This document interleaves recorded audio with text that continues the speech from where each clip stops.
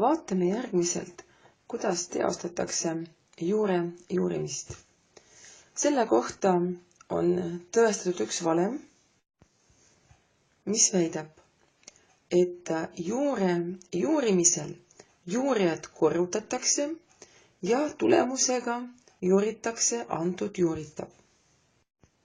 Nii et põhiidee seisneb selles, et nii-öeldes topelt juurimisel meie juurijaid korrutame, et siin on korrutamine vahel.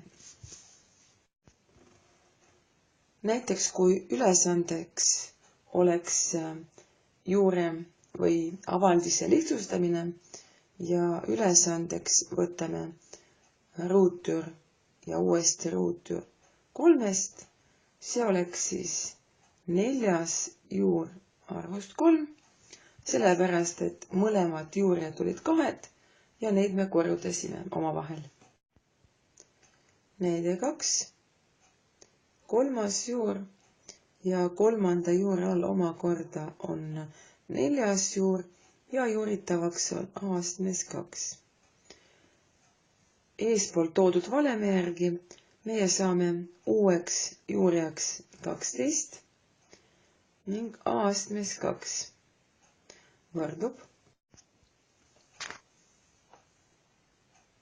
6. juur astmes 1. Loeme siin kohal, et A on suurem või võrdne 0. Lihtsustame veel ühte avaldist.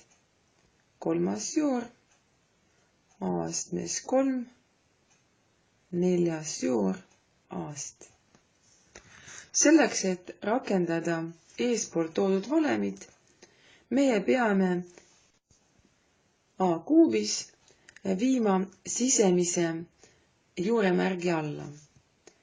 Ehk siis saame 3. juur on välimine endiselt ja nüüd, kui astmes 3 läheb nüüd 4. juure alla, see tähendab, et nüüd ta läheb sinna astmesse astmes 3 ja uuesti astmes 4.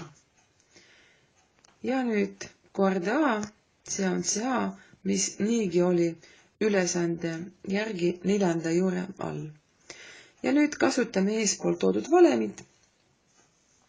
3 korda 4 on 12, uus juuri on 12 ja juuremärgi all meie saame A astmes 12 korda A on A astmes 13